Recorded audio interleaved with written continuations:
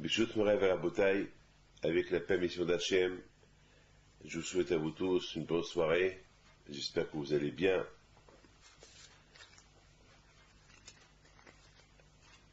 La paracha de cette semaine, c'est la paracha de la Emouna.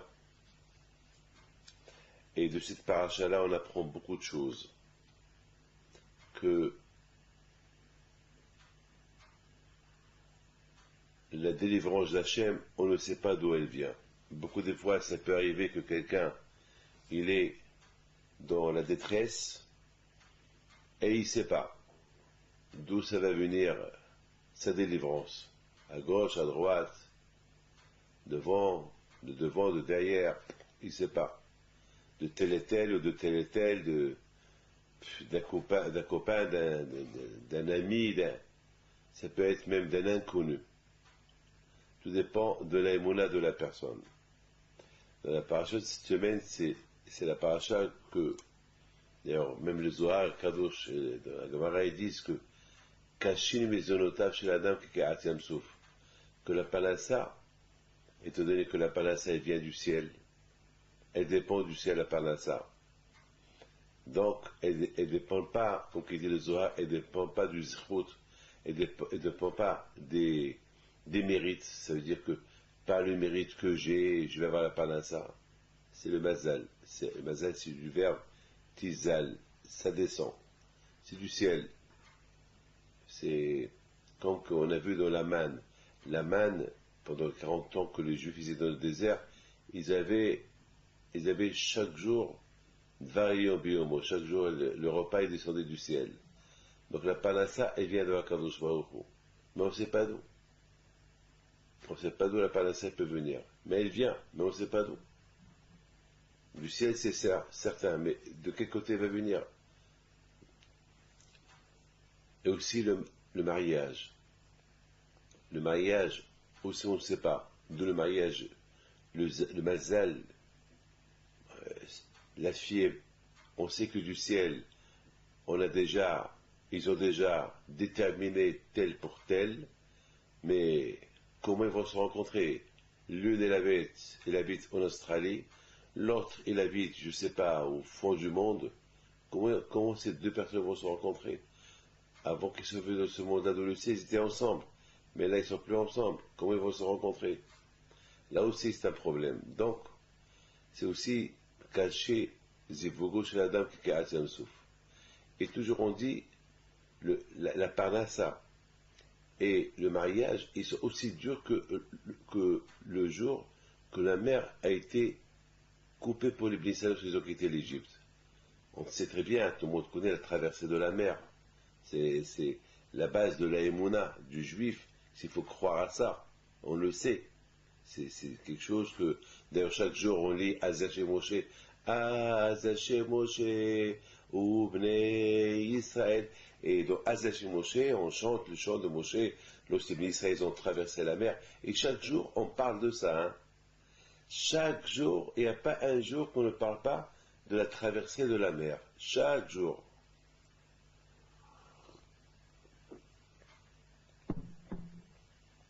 Et pourquoi on parle chaque jour de la traversée de la mer? Ben justement, après je vais vous expliquer. Lorsque les Bnei Israël sont arrivés, lorsqu'ils ont quitté l'Égypte, à Pessah, et voilà, après quelques jours, Pharaon il regrette. Baï Bishalach, Pharaon est Ta'am. Pharaon il regrette, d'ailleurs c'est la paracha de Bishalach. Pharaon il regrette d'avoir jeté les Juifs de l'Égypte. Alors au départ, dans la Torah, on a vu que Pharaon était tout heureux, tout content de savoir de ce qui s'est débarrassé des Juifs, et là il regrette. Là il voit l'Égypte vide. Vous savez que quand même, hein, imaginez-vous qu'un beau matin on se réveille et on voit Paris vide. Attends, on voit Paris à moitié vide. Ça donne à réfléchir. Où sont partis tout le monde? Vous imaginez l'Égypte de l'époque, Ramsès, Pithom, toutes ces villes-là égyptiennes, les grandes villes, il y avait là-bas des dizaines de millions de Juifs qui travaillaient, soudainement on ne les voit plus. D'ailleurs, on les reconnaissait par leurs vêtements, et là, et les enfants avec qui passent sur la tête, et Taït Katan, et là on voit plus de juifs. Il n'y avait que des morts. Parce que la dernière plaie, c'était ma 4 Vechorot. Les 4 Vechorot, il n'y avait pas une maison où il n'y avait pas un mort. J'ai vu hier dans un livre qui dit que les Égyptiens, ils avaient vraiment peur. C'était vraiment catastrophique pour eux. Parce que vraiment, c'était pourquoi? Parce que lorsqu'Hachem a dit qu'il y aura Makat Vechot, la mort des premiers-nés, ça veut dire, lorsque la Torah dit Loaya Bait Jamet, il n'y avait pas une maison où il n'y avait pas un mort. Ça veut dire que le Bechor, il va mourir. Une fois que le Bechor, il meurt, donc il va rester un autre garçon à la maison, ou une fille. Et cette fille, elle devient la Bechora ou le Bechor de la maison. Donc, elle aussi va mourir. Donc après, il va rester encore le troisième, mais lui va devenir le grand de la maison. Lui aussi va mourir. Vous vous rendez compte? C'est ce qu'ils ont dit, que la nourriture, on va tous mourir. Parce que de la façon comment le système est fait, tout Égyptien vont tous mourir. Pourquoi? Parce que Akashri dit le grand de la maison. Ben, lorsque le grand de la maison il meurt, après il y a un qui va le remplacer. Le deuxième, maintenant il devient le grand de la maison. C'est quelqu'un, il a 10 enfants. Alors le Bechor il va mourir, il va rester 9. Maintenant, celui qui est né après le Bechor, il devient maintenant le Bechor de la maison, le grand de la maison, lui aussi va mourir. Après, le huitième, celui qui va devenir le grand de la maison, lui aussi va mourir. Donc c'est l'affaire. C'est ce qu'ils ont compris. Ils ont vu que les uns après les c'est pour ça, avec Tehzak, Yad Mitzrayim al Bnei Israël, c'est pour ça ils ont supplié les Juifs de quitter l'Égypte. Ils ont vu, c'est fini. Jusqu'à que tant que les Juifs il est en Égypte, ils vont tous mourir. Donc ils ont insisté pour qu'ils partent, pour que les Juifs y partent. Et voilà, ils sont partis. Et Paro, la Gemara dit qu'il les a même accompagnés. Il les a même accompagnés jusqu'à, vous vous rendez compte, Paro qui était le patron des Juifs, qui étaient des esclaves, au Bnei Israël, au Biad Rama. Et là, lui, ils sont sortis les mains hautes, avec sourire, ils étaient accompagnés par tous leurs patrons, par tous les Égyptiens. Partez, voilà l'argent, prenez ce que vous voulez, videz nos coffres, partez, laissez-nous avec la vie sauve. Et Paro lui-même, à pied, il les a accompagnés. Ce Paro-là, le roi, celui qui se prenait pour Dieu, mais c'est de la rigolade. Là, vraiment, les Bnei Israël, ils ont vu qu'Hachem, c'est le patron des patrons. Là, vraiment, ils ont vu qu'Akadosh Baruch Hu, c'est lui le top of the tops. C'est lui, c'est Akadosh Baruch Hu, c'est lui. Enod Milbado. Non seulement les Égyptiens, ils ont compris, c'est Hachem, le patron des patrons, mais ils ont compris aussi que le monde entier, le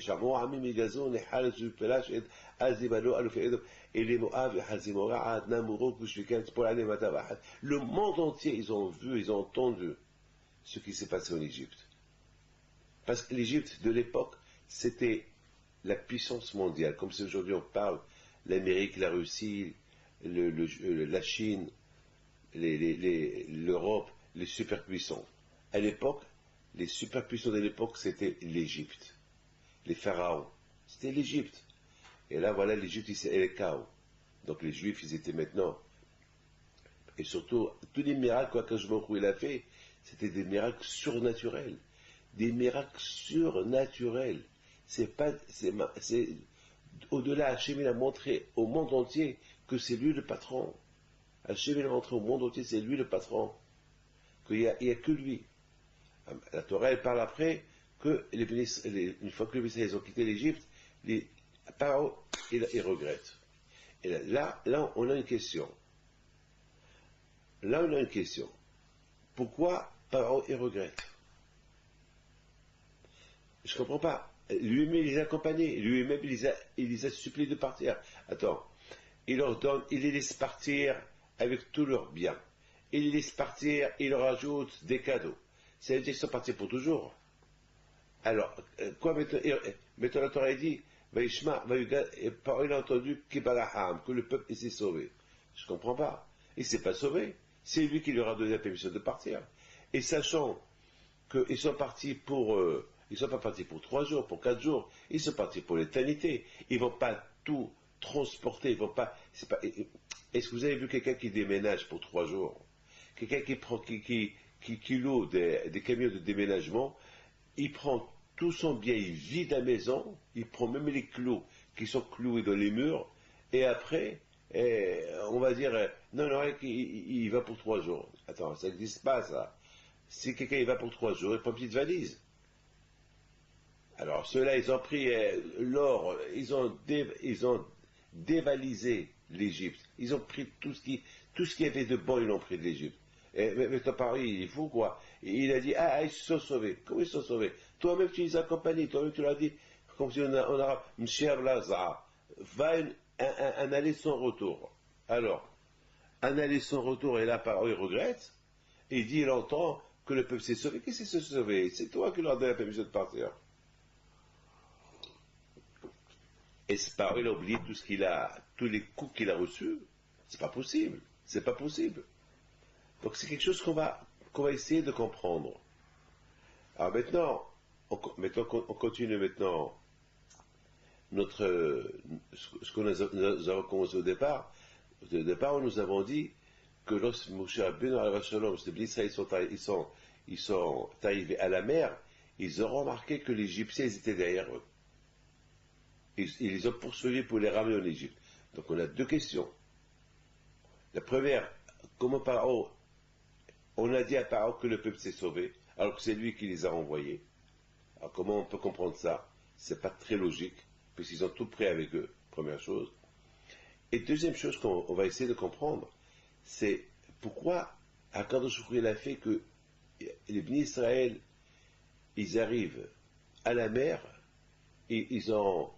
Tout d'abord, Akadosh Baruch Hu n'a pas voulu qu'ils traversent le peuple de Pilishtim. Pourquoi? Pour ne pas qu'ils voient la guerre. Parce qu'ils voient qu'il y a la guerre, les Juifs vont avoir peur, ils vont dire, bon, on retourne en Égypte. Akadosh Baruch Hu, il n'a pas donné d'excuses aux Juifs. Parce que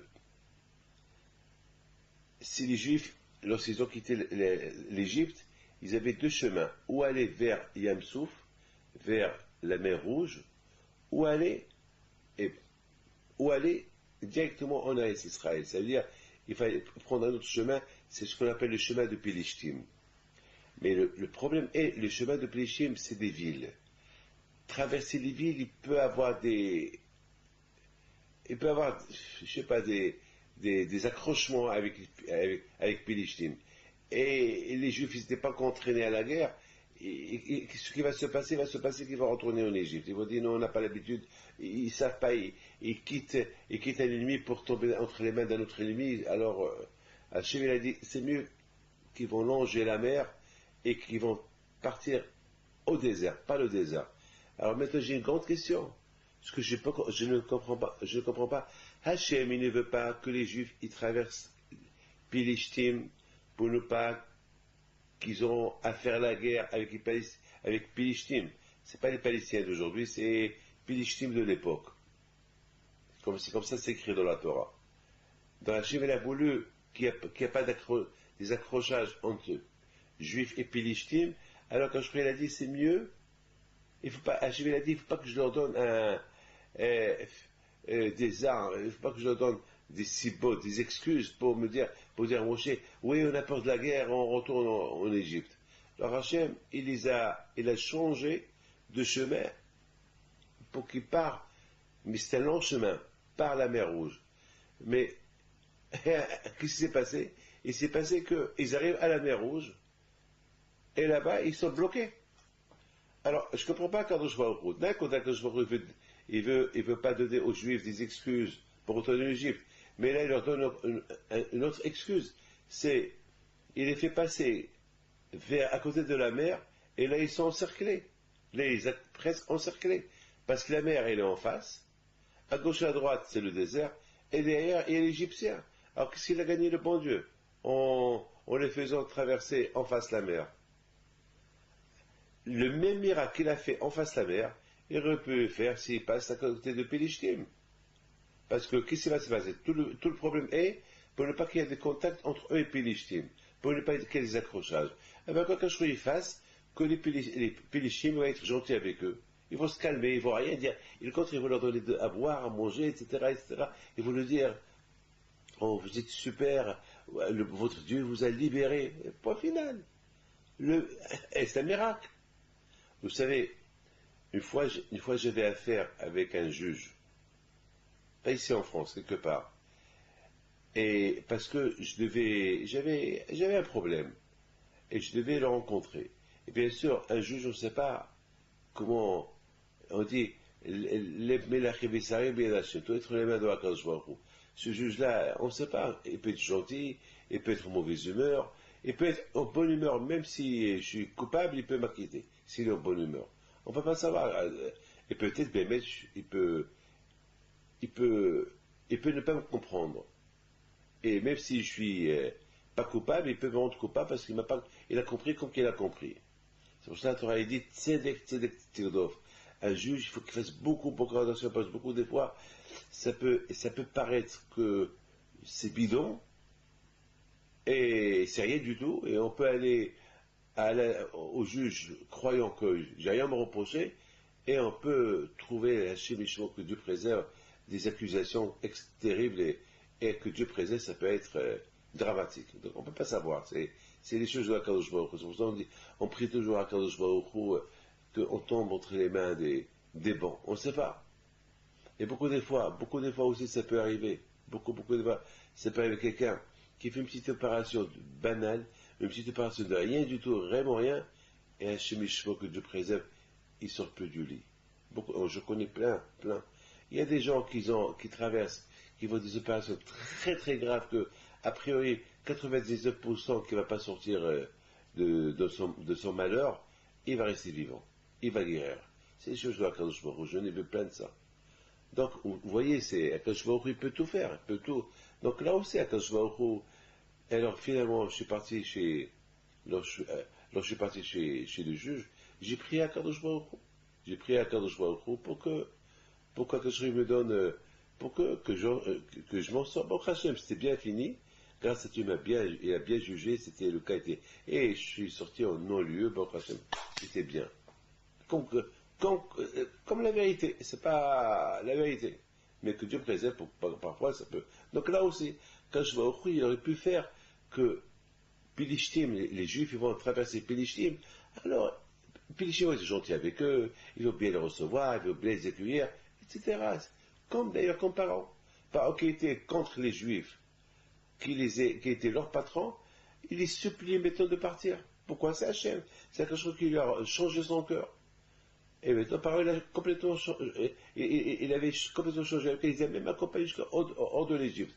Donc on voit que Akadosh Baruch Hu aurait pu faire pareil. Alors je ne comprends pas. Alors maintenant, on a deux questions.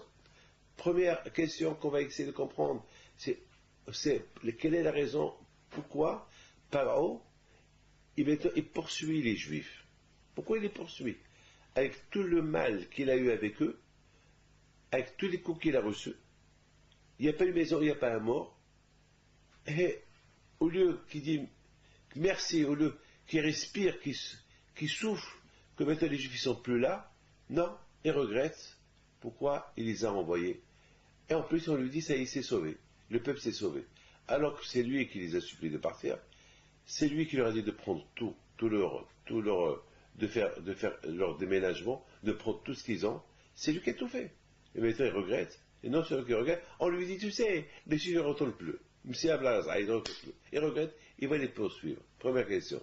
Deuxième question, les Bnei Israël, ils arrivent quand je n'a pas voulu que les Bnei Israël, ils ont quitté l'Égypte, qui passent par la terre de Pilishtim. Pourquoi il n'a pas voulu qu'ils passent par la terre de Pilishtim? Parce qu'il y a la guerre, Hachem il a eu peur qu'il y aura des accrochages avec les Juifs, ils vont avoir peur, ils vont rentrer en Égypte. Qu'est-ce qu'il a fait Hachem? Il les a détournés, et il leur a fait faire prendre un autre chemin, aller vers la mer Rouge. Mais en allant vers la mer Rouge, il y a eu un problème. Ils sont restés bloqués. Ils sont restés bloqués en face de la mer. Alors, ceux qui ont eu peur, ils ont commencé à crier. Alors, qu'est-ce que tu as gagné à Akadosh Baruch Hu? Là, il crie. Alors, tu n'as pas voulu qu'ils passent par Péliché pour ne pas qu'ils crient là-bas. Ils vont se révolter, retourner en Égypte. Et là, qu'ils arrivent en face de la mer, et ils vont commencer à crier là aussi. Et c'est ce qu'ils ont commencé à faire. Et là, ils n'ont plus quoi faire. Là, c'est trop tard. Là, les Égyptiens, ils sont derrière eux, bien armés. on voyait, il paraît que d'après Hakamim, on voyait la poussière de la cavalerie. C'était des milliers, c'était un monde fou qui est venu avec Pharaon pour les récupérer. Alors il y a un problème, qu'est-ce qui se passe? Alors pourquoi quand je vois tu ne les as pas laissés partir par la terre de Philistine? Et là-bas, tu vas donner aux Palestiniens de l'époque que personne les embête. Et ça aurait été bien pour tout le monde. Alors d'un côté, Hachem n'a pas voulu qu'ils soient embêtés là-bas pour ne pas qu'ils en meurent, et là ils sont embêtés, ils sont à côté de la mer. Alors il a gagné quoi à 15 jours? C'est quoi la raison? C'est quoi vraiment la raison de la 15 jours? Alors la bataille, tout à l'heure je vous ai fait comment ça s'appelle, une akdama, une préface, j'ai commencé tout à l'heure. Quand je vois où il veut une chose, il veut que le peuple juif, lorsque pendant 1 an, Hachem, il a frappé l'Égyptien avec les 10 plaies, Hachem, il a voulu acheter les Juifs, acheter leur cœur et arriver à Vid'o. Vid'o, c'est connaître. Comme par exemple, moi, je connais mes enfants. Vous allez me mettre 1 milliard d'enfants en face, et je vais reconnaître mes enfants. C'est pas possible que je ne vais pas reconnaître mes enfants sur les milliards d'enfants. Parce que mes enfants, ça fait partie de moi-même. C'est pas possible que je vais me confondre entre celui-là et celui-là. C'est pas possible. Mon fils aussi, il ne peut pas me confondre entre moi et un autre. C'est une chose qui est logique. C'est ce qu'on appelle idéa, connaître. Vous imaginez un bébé. Un bébé, il est toujours avec sa mère. Il va toujours reconnaître sa mère. Toujours il reconnaîtra sa mère. Un enfant, regardez, lorsque vous les mamans, vous allez à l'école, vous cherchez vos enfants de la garderie, ou du GAN ou de l'école, et l'enfant avec son cartable, il sort. Il y a beaucoup de mamans, des centaines de mamans dehors. Il va chez qui? Il va chez sa mère. Ou chez sa sœur qu'elle attend, ou chez son père. Il ne va pas aller chez un autre. Parce qu'il les connaît. Il pense à eux, c'est une chose qui est logique. Par exemple, ce que j'ai dans les mains, c'est une tasse. Vous n'allez pas me dire, ça c'est de l'argent. Je sais, ça c'est... Depuis que j'ai pris connaissance de cette tasse, une tasse, une bol, un verre, appelez-le comme vous voulez, mais on ne va pas l'appeler $1. On connaît le dollar. Oui ou pas? Ça, ce que j'ai là, c'est un téléphone. Vous n'allez pas me dire c'est un stylo. Depuis que j'ai pris connaissance du stylo, je sais c'est quoi le stylo, et je sais c'est quoi un téléphone.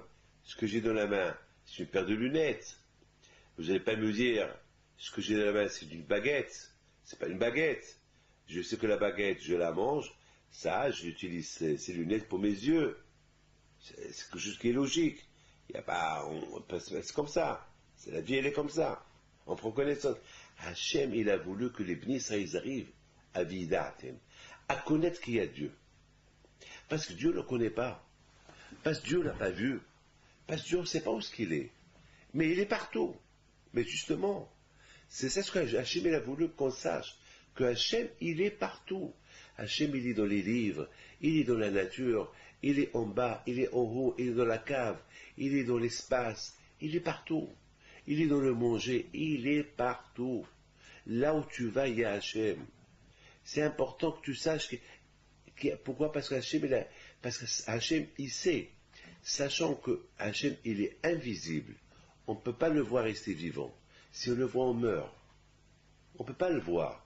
Alors Hachem, il sait à Kadosh Baruch Hu, que pour qu'on arrive à croire en quelque chose qui est invisible, parce que de l'autre côté, on voit devant nous un monde. Ce monde qu'on voit devant nous, c'est pas un monde inventé, c'est pas un monde qui est venu de rien. Nous, on n'a pas les méthodes de Darwin et ces méthodes scientifiques que le monde il est abandonné, qu'il n'a pas de créateur, Shalom, que l'homme il vient du singe et nous, on n'est pas ici dans la méthode Darwin, parce que même les gens qui croient dans la méthode de Darwin et la méthode que le monde il est ancien, il a des milliards d'années, etc., s'ils se donnent rien que le temps de réfléchir un peu, ils vont voir dans l'erreur où ils sont. Mais malheureusement aujourd'hui, ils sont tellement trop avancés, c'est qu'ils sont perdus dans l'univers, ils sont perdus dans leur science. Mais s'ils réfléchissent un peu, c'est vrai qu'ils lisent un peu la Torah, ils lisent un peu la Torah, comme que nous on lit la Torah. Pourquoi moi, David, je suis pas bête? Pourquoi moi je suis bête, moi? Moi je suis pas bête. Pourquoi moi, j'ai pas bien étudié la méthode de Darwin, je l'ai bien étudiée. Et pour voir jusqu'à où il est parti de cette folie-là de croire que l'homme, c'est l'évolution. L'homme, il vient d'une crevette ou d'un poisson et il est arrivé à devenir un homme. J'ai bien lu ça, mais il n'y a pas de logique. Une fois, j'ai dit à quelqu'un, lorsqu'il y a l'évolution, il faut que l'évolution continue. Alors, elle a commencé l'évolution, elle va se terminer où? Parce qu'on évolue, évolution, et s'évoluer, ça va. L'être humain était, il y a quelques milliards d'années, était une crevette. Alors, c'est l'évolution. Il est arrivé maintenant, il a passé des stades de lézards, de crocodiles, de bêtes, après les anciens les hommes préhistoriques, après il est devenu un homme normal, et après il va devenir quoi? L'évolution, il faut que ça continue. Comme les téléphones, l'évolution des téléphones, avant c'était un grand téléphone, maintenant c'est un petit téléphone portable, et à savoir comment c'est l'évolution de téléphone. Ça, je comprends, mais l'être humain, l'évolution de l'être humain va devenir quoi un jour? Un singe? Ou un crevette? Il était crevette, il est devenu un homme, après il va redevenir crevette. Elle va crever. Ah, ça suffit, ne me parle pas de ça, c'est stupide, c'est des choses que ça peut pas y être. D'ailleurs, aujourd'hui, le monde commence à se péter. L'homme n'est pas bête. Ça va, on peut parler à des stupides. Mais à un moment donné, l'homme commence à devenir un peu intelligent. D'ailleurs, ce que je dis, c'est pas moi qui le dis. Je lis dans les livres. C'est pas moi qui dis ça. Heureusement, c'est même pas, heureusement aujourd'hui, c'est les scientifiques qui commencent à nous aider, à aider notre méthode à nous. C'est la méthode de la Torah. La méthode de la Torah, c'est l'Emouna, croire en Dieu. Ben justement, quand je vois au il a voulu que les bénis Israël, parce que les bénis Israël, ils étaient en Égypte, ils ont vu Paro.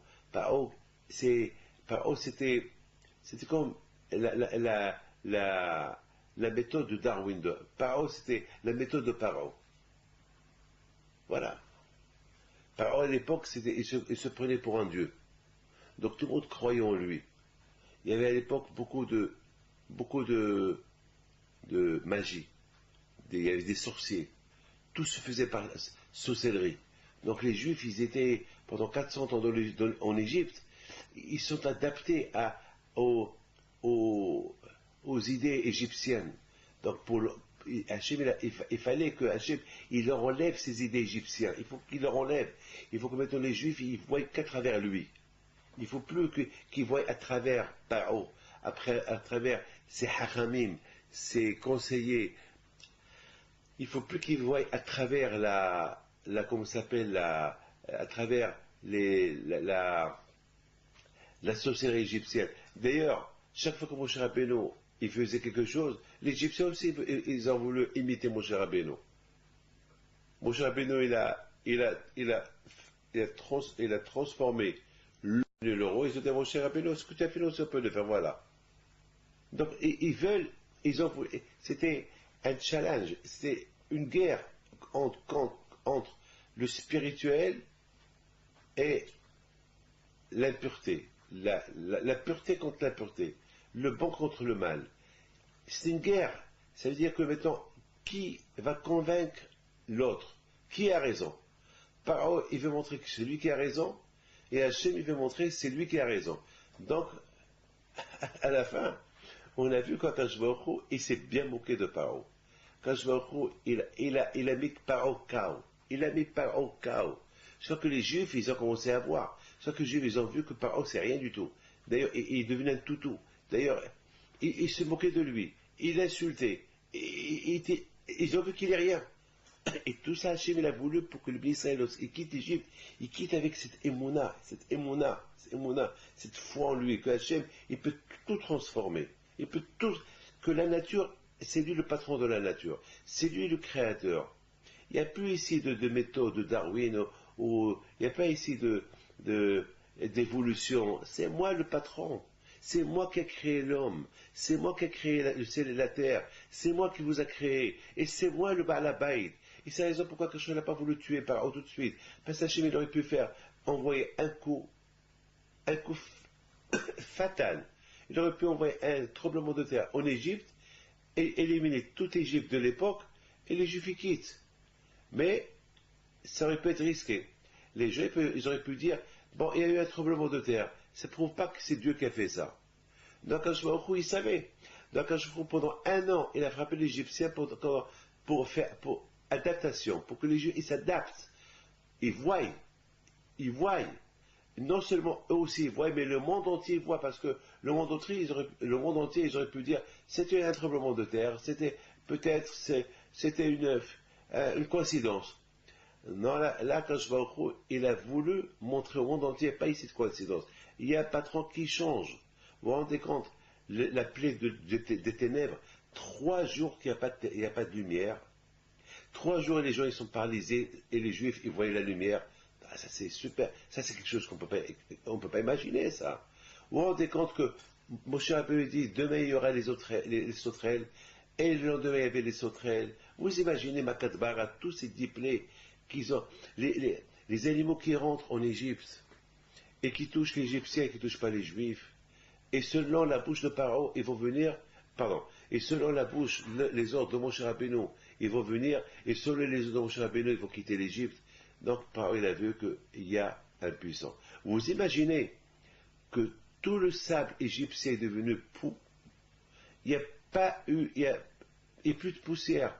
Toute la poussière est devenue poux. Vous imaginez, il y a la poussière qu'il y a dans les vêtements. Cette poussière qu'il y a dans les vêtements est devenue poux. C'est-à-dire que l'Égyptien, il était embêté par les poux. Il y avait des poux de partout.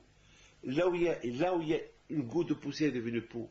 Chez eux, c'était les poux. Et chez les Juifs, c'était les vêtements. Chez les Juifs, il n'y avait pas un pou chez eux à la maison. C'est pas possible. C'est pas le Juif, il marche dans la rue, les poux, ils lui font la route, chemin pour qu'il marche, et l'Égyptien, il marche, il est rempli de poux, il marche sur les poux, embêté par les poux. Vous imaginez ça? Donc ils ont vu qu'il y a Dieu. C'est ce que même les Égyptiens, ils ont dit, Etzva Elokimi. Ils ont dit, ça c'est la main de Dieu. Ça y est, on peut plus discuter. Ça c'est la main de Dieu. Donc Hachem, il a voulu que les Israéliens arrivent à cette madriga, ce niveau de vidatem. Connaître c'est Akadosh. Connaître Akadosh. Ça y est, c'est Hachem. Comme ce bébé qui connaît sa mère. Comme ce papa qui connaît son fils parmi des milliards d'enfants. C'est comme ça. Parce que maintenant, les Juifs, ils vont quitter l'Égypte pour devenir un peuple. Ils quittent un esclavage pour être esclaves de Dieu. Et quitter l'esclavage de Pharaon pour maintenant devenir l'esclave de Akadosh Baruch Hu. Donc c'était très important pour Akadosh Baruch Hu que les bénis d'Israël, ils vont acquérir cette émouna en lui. Donc c'est la raison pourquoi Akadosh Baruch Hu, c'était très important pour lui que Hachem, il avait encore besoin de quelque chose. Laquelle? Pour que je vous explique ça, il faut que j'explique autre chose. Alors, écoutez bien, après je raconte une super histoire qui s'est passée hier à Paris. Écoutez bien ce que je vais vous dire. Et il s'est passé, déjà il y a une chose qu'on va essayer de comprendre.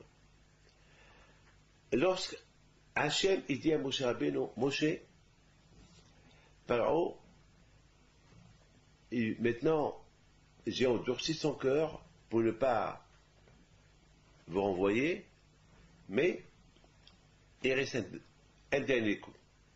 Makat Vechorot. Vers minuit, tous les premiers-nés vont mourir. Et chez les Juifs, il y aura la lumière. eux ils vont crier et les Juifs ils vont se préparer pour quitter l'Égypte. Et là, ça sera la libération. Moshe Rabbeinu al-Vachem, il donne à Paro cette annonce, cette information. Paro, il s'en fout. Au milieu de la nuit, Paro, il se réveille, il sursaute de son lit. Qu'est-ce qui se passe? Paro, lève-toi, lève-toi. Ce que Moshe a dit, c'est arrivé. Makat Bechorot, elle a commencé. Il n'y a pas une maison, il n'y a pas un mort. Elle est morte. Et maintenant, il y a un délai. Après que le premier est mort, après quelque temps, le deuxième va mourir. Parce que c'est le deuxième, c'est lui qui va devenir maintenant le Bechorot dans la maison. Pharaon, il se lève. Il voit ses enfants morts. Parce que certainement, il avait beaucoup de femmes. C'est le Pharaon. Il a beaucoup des premiers-nés. Et lui-même, c'est un premier-né. Et Rachid dit, Vayakom, Pharaon, Laïla. Pharaon, il s'est levé du lit. Alors tout le monde pose une question, tous les commentaires ils posent une question. Comment un homme, il sait que jusqu'à maintenant, tout ce que Moshe Rabbeinu il a dit, ça s'est réalisé. Moshe il dit, tout ce qu'il dit Moshe, il se réalise. Si Moshe il a dit que ce soir, il y aura le coup de Makat Bechorot, ça va se passer. Comment? Pharaon, il sait qu'il va avoir un coup fatal, il se peut même lui, il va mourir. Comment est-ce qu'il va dormir? Il est parti au lit, il est parti dormir. Il s'est levé du lit. Moi, quand j'ai un problème, je n'arrive pas à dormir. Lorsque, une fois, combien de fois j'ai pris, lorsque j'ai fait des opérations, lorsque un de mes enfants devait avoir une opération, même des opérations banales, mais vous vous rendez compte que je vais dormir? C'est impossible. Réfléchissez-vous. C'est que Dieu présent, on vous annonce, est-ce quelqu'un qui est dans un avion et qu'on lui dit cet avion, il va tomber en plein air, est-ce qu'il va dormir? Non, je parle quelqu'un qui, avant que l'avion décolle, il dit, tu sais que cet avion-là, il va décoller, il va tomber. Est-ce qu'il va prendre cet avion? Mais il est fou. S'il le prend. Et le pilote, il va piloter cet avion. Et qui va monter? Et les stewards, ils vont monter dans cet avion. Mais qui va monter dans cet avion? Quoi, il cherche le suicide? Alors, comment vous comprenez? Paro, il sait qu'à minuit, il y aura le coup fatal. Le coup de la mort des premiers-nés. Il sait, Paro, il sait que tout ce que Moshe il dit, ça se réalise, ça arrive. Alors, je ne comprends pas. Non seulement qu'il ne laisse pas les Juifs quitter l'Égypte, mais il prend un exobile, ou un calmant, ou un temesta, je ne sais pas ce que c'est bon, ou un tilleul, ou une boucha, il va dormir. Ma boule, attends, tu fous quoi? Attends. Et non seulement lui va dormir, mais tout son entourage, toute la cour royale, eux aussi, certainement ils sont partis dormir. Certainement ils sont partis dormir. 100%, ça donne à réfléchir. Parce que ce genre de comportement, c'est anormal. C'est pas normal. Donc comment on peut comprendre ce comportement qui n'est pas normal? Comment? Ah ben, il faut savoir une chose. Que ça aussi, Hachem il a voulu donner un enseignement aux Juifs. Un enseignement de Emouna aux Juifs. Oui, mes enfants. Parce que vous vous êtes tous rendus compte que le Juif, il est têtu. Il faut savoir une chose, que être têtu, c'est pas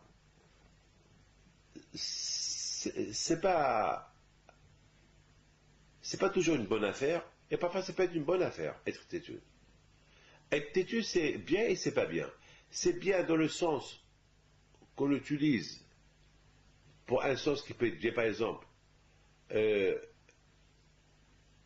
têtu par exemple, le juif, il est connu qu'il est têtu. C'est écrit dans la Torah.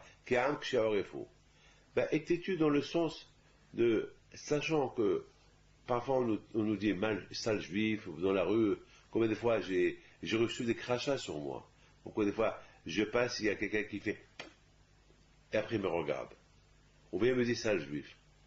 Qu'est-ce que je fais? Rien du tout. Rien du tout. Ben, j'aurais pu me révolter. J'aurais pu me bagarrer avec lui.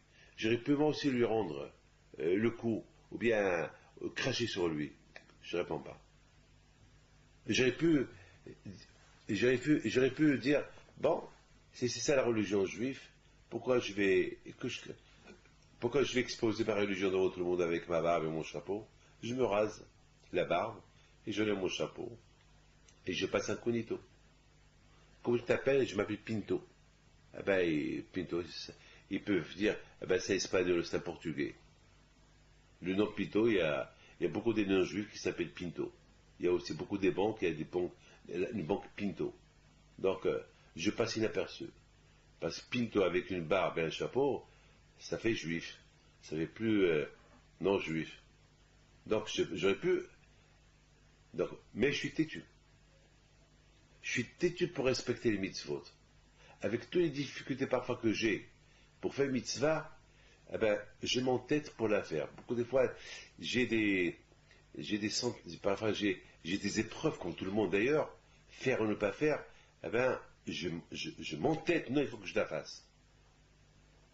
Pour l'éducation des enfants aussi, je m'entête à donner une bonne éducation aux enfants. Et je lâche pas. Donc, il y a être têtu.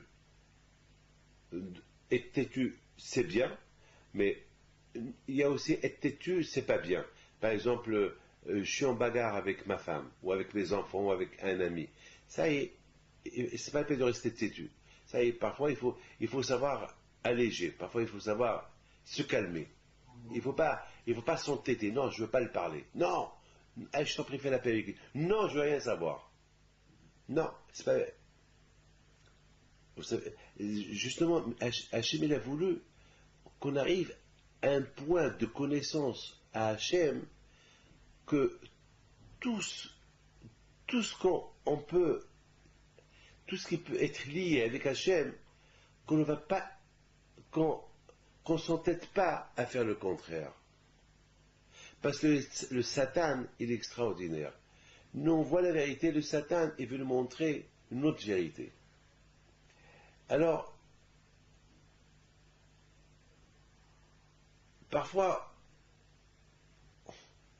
on va flipper. Parfois, on va commencer à on va prendre un mauvais chemin. Et après, il va venir un rabbin, il va nous mettre dans le bon chemin. Alors, il ne faut pas être têtu. Le chemin, il est comme ça. Il ne faut pas dire non, non, ça y est, c'est parfois dans la vie, il faut savoir se calmer. Il faut savoir quand être têtu, il faut savoir quand ne pas être têtu. Il faut faire un tri. Être têtu, parfois, c'est bien. Être têtu, parfois, c'est pas bien. Donc, il faut savoir quand utiliser le mot, la tactique d'être têtu, et quand il faut savoir ne pas être têtu. Lorsqu'il s'agit de la paix, le shalom, et comprendre le prochain, ne sois pas têtu. Calme-toi. Ne sois pas têtu. Lorsqu'on te dit ça c'est péché, et ça c'est péché, et non, tu t'entêtes, tu fais le contraire. Non. Tu connais la vérité. Pourquoi tu fais le contraire? Pourquoi tu es têtu? Pourquoi tu es têtu? Je dis à un enfant, allez, arrête de fumer. Et lui, il est têtu. Et sachant que c'est mauvais pour lui. Et lui, il est têtu. C'est mauvais pour toi. Il faut savoir.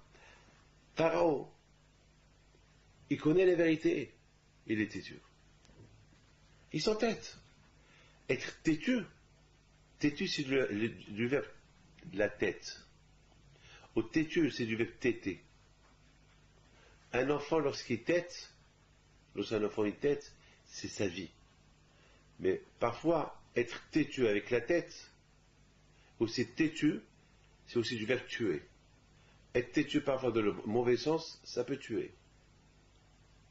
Ça peut tuer. Tout vient de la tête. Et juste ça, c'est la raison pourquoi quand je ferai la voulu que Israël, il aura bien fait comprendre des choses pour que le mot être têtu, il ne va plus exister chez eux. Parce qu'il y a la vérité. Lorsqu'on connaît la vérité, on ne peut pas être têtu. On est têtu, on a un doute. On peut être têtu. Mais il n'y a pas de doute, il y a la vérité. La vérité, elle est là, elle est éclatante pour être têtu. Pharaon, il connaît la vérité. Il est têtu. Et c'est ce qu'Hachem a voulu montrer aux Juifs. Vous voyez les Juifs. Pharaon, il ne veut pas chercher la vérité. Il cherche la vérité, mais après, il cherche son propre orgueil. Il veut être têtu. Parce que lorsqu'on connaît la vérité, ça y est, il faut se calmer. C'est pas la peine de chercher des réponses, de chercher pour te donner raison. La vérité, elle est là. Par exemple, moi je dis, ça c'est noir. Toi tu dis, ça c'est blanc. Après je te prouve A plus B que c'est noir. Tu commences à croire, tu me dis, bon, peut-être tu as raison. Après, qu'est-ce que j'entends? J'entends que lui, encore commence à dire, non, c'est noir. Alors comment je dis, c'est blanc? Je répète, moi je dis c'est blanc. Lui dit c'est noir. Et je lui prouve A plus B que c'est blanc. Après, je vais le convaincre. Il va me dire, bon, c'est bon. Il est blanc, d'accord. Et après, qu'est-ce qu'il fait? Il rechange d'avis. Non, non, non. Je ne crois pas que c'est blanc, c'est noir. Alors, ça suffit. Ben justement, ça, ce qu'Akadosh Baruch Hu, il a voulu que les bénis Israël, ils arrivent. Il a voulu qu'ils arrivent à un moyen de connaissance que Hachem, il est 100% Hachem. Il n'y a aucun doute. Vida atem kiane Hachem. Hachem, il leur a fait comprendre comment il sait faire la différence entre ça et ça. Hachem, il leur a fait montrer que c'est le propriétaire, celui qui change la nature. Hachem, il a tout montré. Pour que l'Israël, en plus, il leur a montré que Paro, c'est nul. Il est nul. Qu'il n'y a que lui. Et aussi, Hachem, il leur a montré, ne soyez pas têtus. Ne soyez pas comme Paro qu'il est têtu. Il voit la vérité, et voilà. Il admet la vérité, et après il change. Sachant qu'il va recevoir un coup. À tel point que Paro, il a mis en doute les paroles de Moshe jusqu'à ce qu'il passe y dormir. Ça veut dire non. Toi tu dis que je vais mourir à minuit, je ne te crois pas. Moi je ferai un examen, je vais y dormir. Ils s'entêtent. Ils s'entêtent avec la vérité. Attends, tu vois la vérité, c'est ce qui se passe aujourd'hui. Beaucoup de fois, il y a la vérité. Beaucoup de fois, la vérité, elle est là. Et tu vois la vérité. Non. Il y a des gens qui s'entêtent. Ils s'entêtent parce que c'est l'orgueil qui est touché, ou bien parce qu'ils sont encore convaincus qu'il manque encore la conviction. Maintenant, parce qu'il manque cette conviction-là. Et sache qu'Hachem, il montre au Israël. Vous voyez, Hachem, il montre au Israël. Regardez. L'être humain, jusqu'à où il peut arriver? L'être humain, il peut arriver jusqu'à voir la vérité et ne pas être convaincu que c'est la vérité. La mort. On sait tous qu'un jour on va mourir, entre nous. On sait tous qu'on va mourir, et on sait tous qu'on va donner des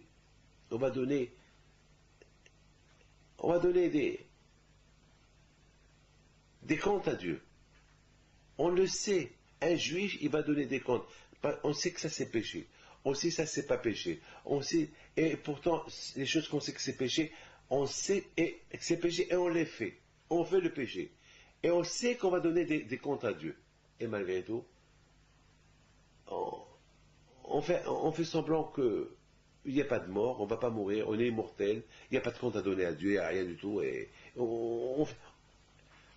est-ce qu'on ne fait pas un peu comme Paro aussi? Sachant que c'est péché et on le fait. Ben, c'est ce qu'il a fait Paro. Il sait qu'il va mourir à minuit, parce qu'il est premier-né, il va voir la mort, qu'est-ce qu'il fait? Il dort. Mais tu étais fou. Eh ben, c'est ce qu'on appelle être têtu. Parfois, c'est bien d'être têtu, rester sur les positions, les bonnes positions. Juif, je suis juif. Avec tout ce qu'on peut me faire, avec toutes les épreuves que je peux traverser, je resterai juif. Avec tout le mal que je peux avoir à gauche et à droite, ça ne va pas changer. Ça ne va pas me faire changer. Je resterai toujours dans mes positions juives, avec la Torah et tout. Avec toutes les épreuves que j'ai, je respecterai les mitzvot. Même que j'ai pas d'argent, je ne vais pas travailler Shabbat. Même que j'ai beaucoup des solutions pour avoir une bonne panassa, mon travail au Shabbat, non. Je reste. Je suis têtu en ça. Non. Shabbat, c'est Shabbat. Dieu est grand. Mais vous comprenez, mes amis, c'est ce qu'Akadosh a voulu montrer au Israël. Regardez celui-là qui il voit la vérité, il reste têtu. Mais vous, ne soyez pas comme lui. Parce que si vous faites comme lui, voilà ce il va vous arriver comme lui.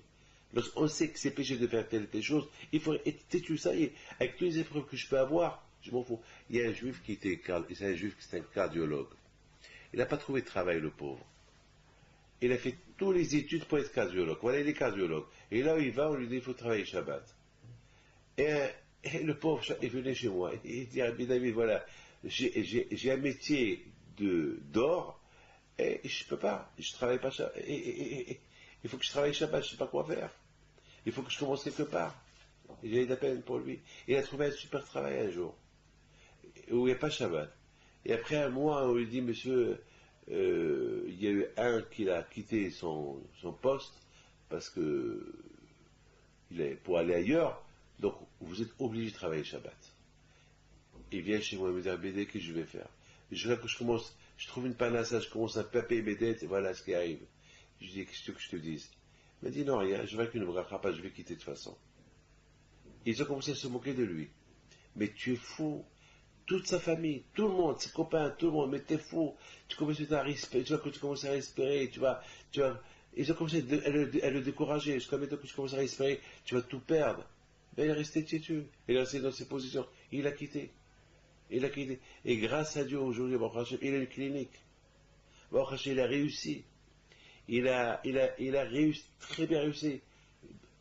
Il a très bien réussi, Baruch Hashem. Bon, Baruch Hashem, grâce à Dieu.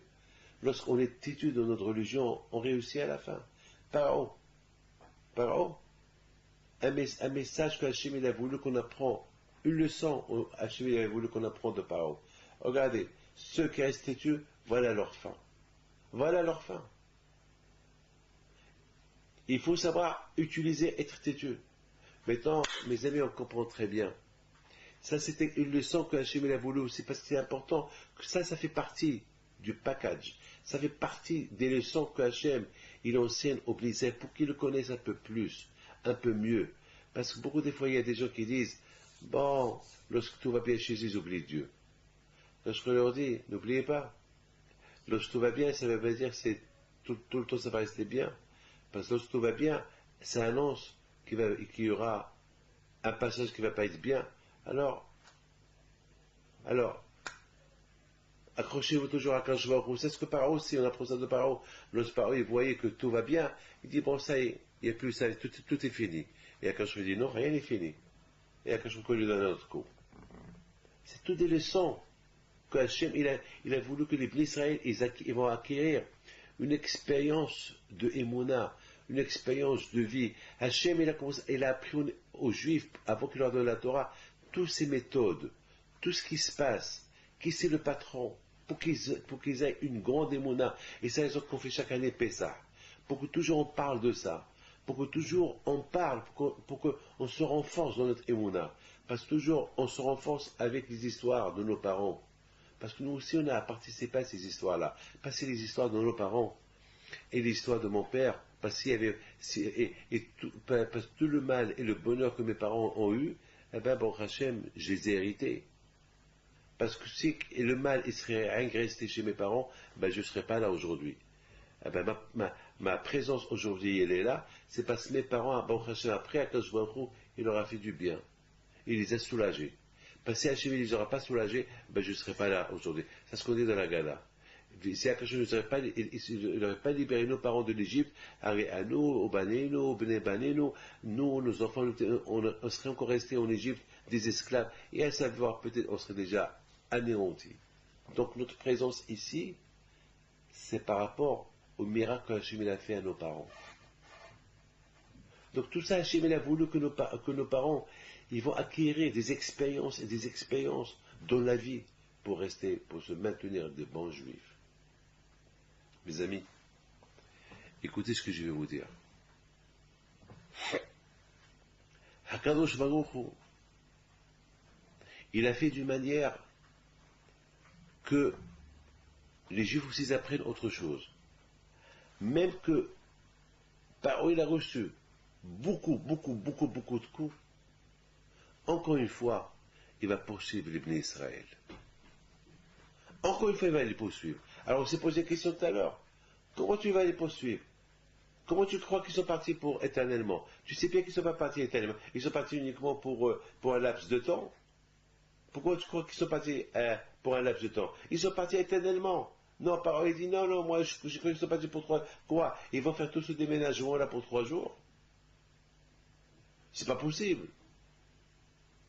Qu'est-ce qui se passe? Pourquoi Paro il prend encore son armée pour aller poursuivre l'Église? Il est quoi?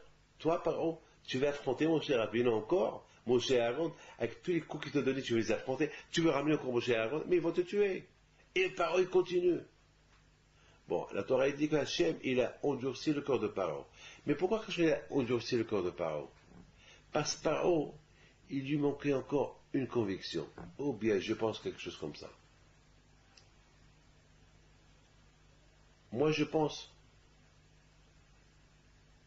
la raison pourquoi Akadosh Baruch Hu, il a endurci le corps de Paro pour descendre, pour quitter l'Égypte, et essayer de ramener les Juifs une autre fois, et qu'Akadosh après, il va se venger de une fois pour toutes dans la mer, c'est parce que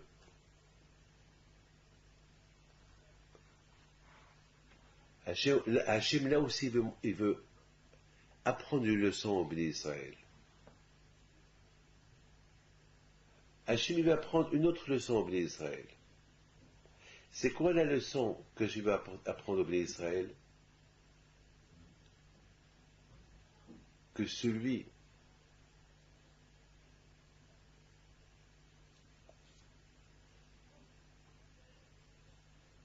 qui n'a pas l'émouna en Dieu,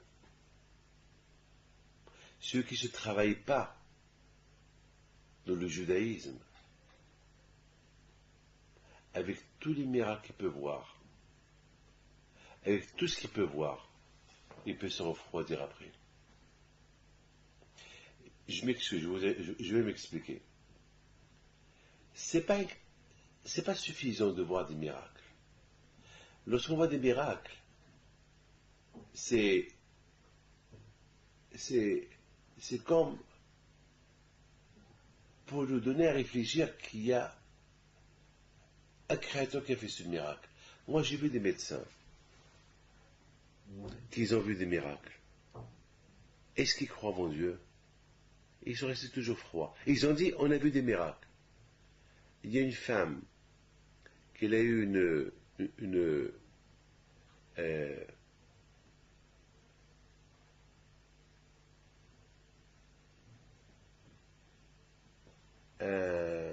une attaque cérébrale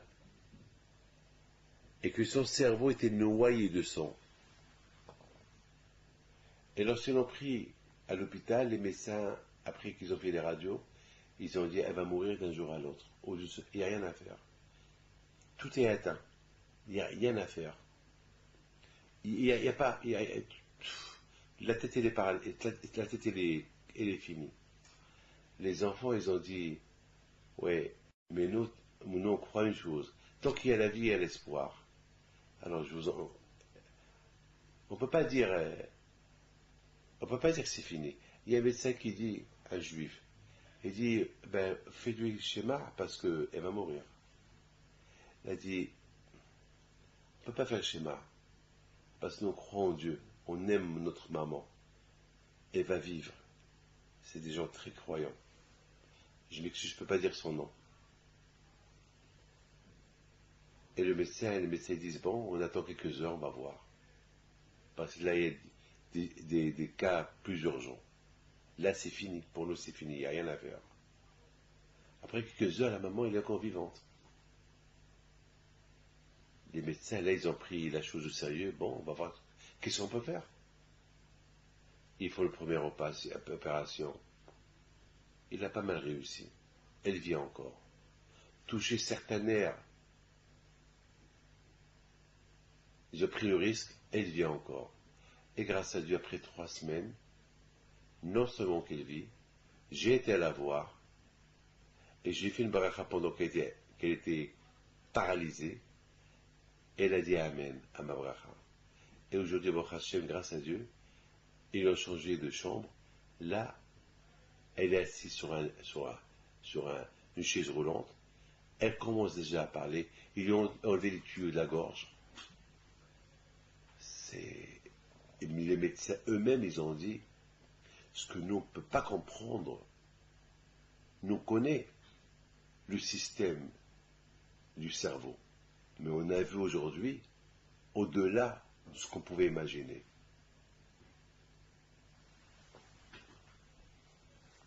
Ils ont vu des miracles, hein. Ils ont vu la main de Dieu, oui ou pas? Eux-mêmes ne comprennent pas. Est-ce qu'ils ont changé? Est-ce qu'ils mangent caché encore? Non. Alors à quoi ça sert? Akadosh Baruch Hu, il te montre des gens qui sont croyants, qui disent, faites votre travail et votre travail, nous on prie à Dieu. Au départ, vous n'allez pas vous le croire. Et Hachem, il a fait des miracles. Alors, vous avez vu ces miracles-là? Alors, faites Teshuvah. Non, les médecins sont restés les mêmes. Exactement ça par an. Avec tous les miracles qu'il a vus, il a admis c'est des miracles, mais il n'a pas changé. Donc, Akadosh Baruch Hu, il a endurci son cœur pour lui donner, parce que le fait qu'il est resté faible avec tout ce qu'il a fait, eh ben, indirectement, il va affaiblir les Juifs. Parce que les Juifs, eux, ils disent, pourquoi nous, avec tout ce qu'on a vu, on est obligé de croire en Dieu, et celui-là, avec tout ce qu'il a vu, il est resté parent. Quelle est la raison? Donc ça peut porter préjudice aux Juifs. Ces Juifs-là, maintenant qu'ils reçoivent la Torah c'est dur c'est dur d'accomplir la Torah. Ils risquent de se dire, alors, avec tout ce que nous on a vu, on a été convaincus, et lui, Paro, et sa cour, avec tout ce qu'ils ont vu, ils n'ont pas été convaincus. Pourquoi? Alors quoi? Alors, ça veut dire qu'il y a une force qui est quelque part qu'on ne comprend pas, qu'elle met en doute l'existence de Dieu. C'est dur ce que je dis, hein. C'est la raison pourquoi Akadosh Baruch Hu, il a endurci le corps de Pharaon. Pourquoi Akadosh Baruch Hu montre aux Juifs, vous voyez, celui qui l'endurcit sans que jusqu'à la fin, voilà ce que je lui ai fait. Ça veut dire que être têtu, il y a une limite. Être têtu, il y a une limite. Être têtu dans le mal, il y a une limite. Et c'est la raison pourquoi Akadosh Baruch Hu, il a endurci le corps de Pharaon pour poursuivre les Juifs et les faire noyer dans la mer. Et là, Pharaon, il a fait Teshuvah. Et là, les Juifs, ils ont vu ça. C'est là que les Juifs, ils ont dit, ah, Zachim Moshe, ils ont commencé à donner des éloges à Akadosh Baruch Hu. Et là, ils ont compris que, une fois qu'on connaît Akadosh Baruch Hu, on n'a pas intérêt de chercher autre chose, parce que si on cherche autre chose, ça peut que faire du mal. Et maintenant, on comprend pourquoi Akadosh Baruch Hu, il a voulu que les Juifs, ils passent pas par le chemin de Pélishtim. Hachem, il a voulu que les Juifs, ils passent par le chemin de la mer. Pourquoi? Parce qu'il a voulu, justement, que les Bnissins, ils arrivent à une conclusion.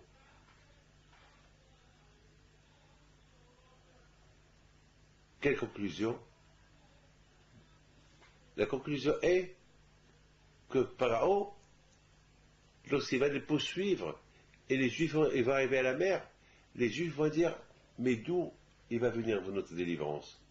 S'il serait passé par le chemin des Pélishtim, ben les Juifs, ils n'auraient pas dit que c'est Hachem qui a détourné le cœur des Pélishtim pour bien les recevoir. Ils vont dire que les Pélishtim, ils ont eu peur de nous. Parce qu'ils ont vu ce qu'on a fait à Pharaon, ils ont eu peur de nous. Mais lorsqu'ils arrivent, donc, demain, ils peuvent avoir la émouna un peu faible. Ils peuvent toujours trouver une réponse. Pourquoi ils ont traversé la ville de Pélishtim sans que personne ne les touche? Mais le fait que là, ils sont arrivés devant la mer, là aussi, je vais leur enseigner un autre enseignement. Lequel? C'est l'enseignement que chaque jour, on peut tomber sur cette épreuve-là, la parnassa. D'où la parnassa, elle va venir? À gauche, à droite, devant, derrière, on ne sait pas. Il faut prier à Kadosh Baruch Hu. Avec qui je vais marier? C'est là. Et je n'ai pas raté mon mazal. Il faut prier à Kadosh Baruch Hu. Le mazal et la parnassa, ils viennent de Akadosh Baruch Hu du ciel. Là où ça, et lorsque tu pries, Hachem, il t'apporte ta parnassa, il t'apporte ta femme. Et c'est ça, Rabotaï. Les Juifs, ils arrivent à la mer, ils ne savent pas. Maintenant, ils ont un problème. Ils voient la mer en face. Waouh, une erreur de calcul. Moshe a mal calculé le chemin qu'on devait prendre. Non, Moshe leur a dit non, il faut continuer. Comment il faut continuer? Ben, il faut continuer. Mais peut-être à gauche et à droite. Non, non, à gauche et à droite, c'est le désert. Derrière, c'est l'Égyptien. Et où? C'est pas là. Mais c'est pas possible. Donc, il est resté. Il ne savait pas d'où elle allait venir la délivrance. Je crois que la mer s'est coupée. Encore un autre enseignement. Que lorsqu'on prie, on ne peut pas savoir d'où ça peut venir la libération. Elle viendra, mais on ne saura pas d'où. Voilà mes amis. C'est ça le cours d'aujourd'hui. Alors l'histoire que je voulais raconter hier, j'ai passé le Shabbat au 17e à Rambam et chez les synagogues Zana. Pour Hachem, il y avait beaucoup de monde, on a fait des cours de Torah à gauche et à droite. Et dans la synagogue de Rambam, centre Rambam, il y avait là-bas un monsieur. D'ailleurs, ce cours de Torah, c'est à la mémoire de Mesoud Fhima, à la Shalom. Chez qui on a passé Shabbat. On a passé Shabbat chez son fils, M. Fhima. Monsieur et Madame Fhima, que le bon Dieu leur donne, par Chabad Slaha. Donc, il s'est passé qu'il y a un juif, lorsqu'on est arrivé là-bas, il y avait deux choses. Il y avait une Brit Mila, une Bar Mitzvah. Et après la Bar Mitzvah, il y a le père de Hata Bar Mitzvah qui me dit, vous savez, Rabbi David, il y a 20 ans, vous m'avez fait le bracha pour que je me marie, je n'arrivais pas à me marier. Et la même semaine, j'ai rencontré ma femme et je me suis marié et j'ai eu un garçon. J'ai eu trois enfants et c'est un des trois enfants qui fait aujourd'hui sa Bar Mitzvah et vous êtes là. C'est incroyable. Hashgaha Pratit. Parce que tout le temps, on pense à vous. On dit chaque fois que, grâce à votre bracha, on a eu ces trois enfants. Et voilà, maintenant, Baruch Hashem, vous êtes venus le jour de sa Bar Mitzvah. C'était pas prévu que vous soyez là, mais vous êtes là. Et puis je lui dis, ben, c'est Hashgaha Pratit, la providence divine. Alors je dis, puisque je suis là pour la Bar Mitzvah de ton fils, qui est venu grâce au bracha de Rabbi Him Pinto, que toi tu t'es marié, donc il faut se renforcer dans la Torah. Voilà mes enfants, que le bon Dieu vous protège, je vous donne à vous tous, une bonne santé, Amen.